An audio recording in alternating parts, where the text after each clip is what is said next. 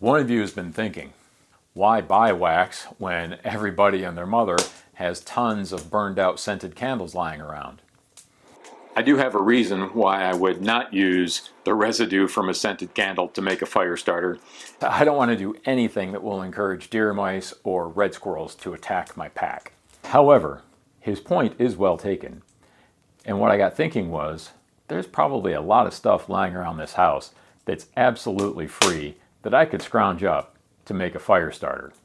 Our contestants today are corrugated cardboard, paper pulp egg carton bottoms, old scraps of denim, terry cloth shop towels that have served their purpose, wine bottle corks, pulp cardboard fruit or berry containers from the store, cellulose sponges, cotton batting from a quilting project, wood shavings. We'll see how these light, how they burn, and if they can be used for fire starters.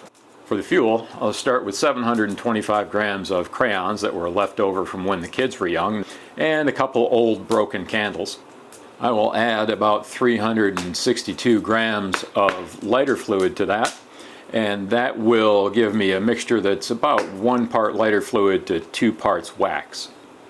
I averaged out the masses of all these fire starters, and then I picked a selective representation of each, and I'll do multiple runs. We'll start with the standard fire cookie, or a cotton round dipped in wax. In this case, it's the Dan Wowak or Coal Cracker Bushcraft version, which is a mixture of wax and lighter fluid with the cotton round dipped into it.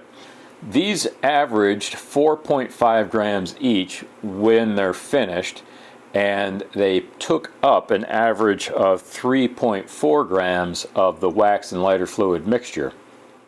Instantly lit. Now we wait to see how long it takes for them to burn out. My little cardboard rectangles ended up being 0.43 grams, and after being dipped in the fuel, the cardboard was 2.3 grams, so they gained 1.9 grams of fuel. Alright, next we have our shop towels. And if you fray the edge, you'll get some threads that stick out, and those will catch straight away. They were 0.54 grams to start on average. After being dipped in the fuel, they were 3.6 grams, and they gained about 3.1 grams of fuel. Yes, I am rounding. Now the cotton batting. This one I have high hopes for. Very easy to fray. They're more dense than the cotton makeup remover pad. After being dipped in the fuel, they were 7.5 grams, so they gained 5.3 grams of fuel.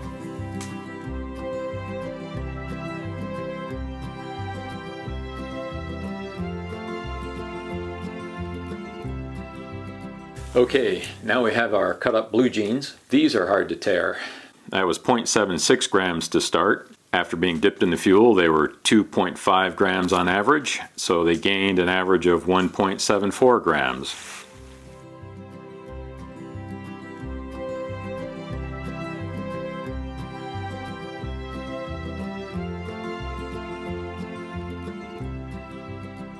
Now our egg cartons, you just fold these a little bit, they split and you get some exposed fibers. That was 0.46 grams to start.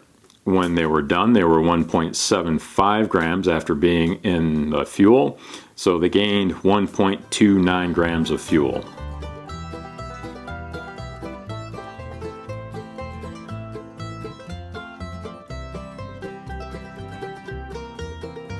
The berry carton. Those were 0.36 grams to start. After being dipped in the wax and lighter fluid, they were 1.18 grams, and they gained 0.82 grams of fuel.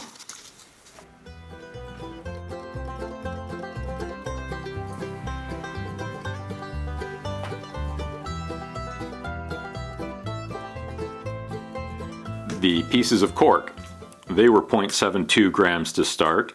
They were 0.94 grams when I finished, so they only gained 0.22 grams of fuel. So they didn't absorb anything, they just got coated.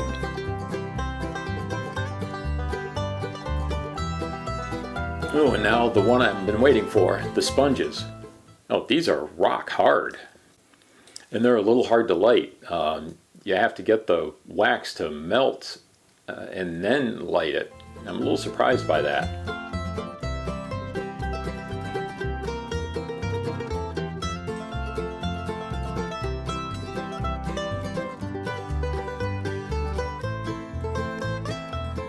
These are little squares of sponge that I softened up by soaking in the lighter fluid before I dunked them in the wax mixture. Well, these light much faster.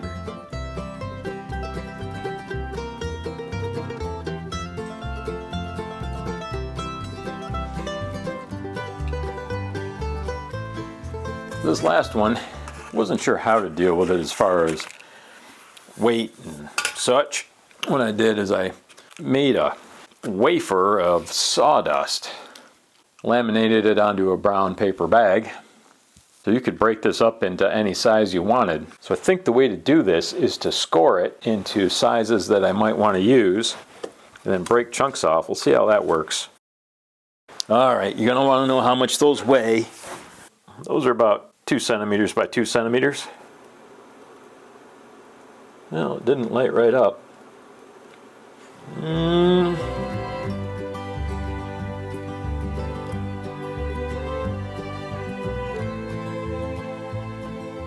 I've gotten comments that anything over 3 minutes of burn time is overkill.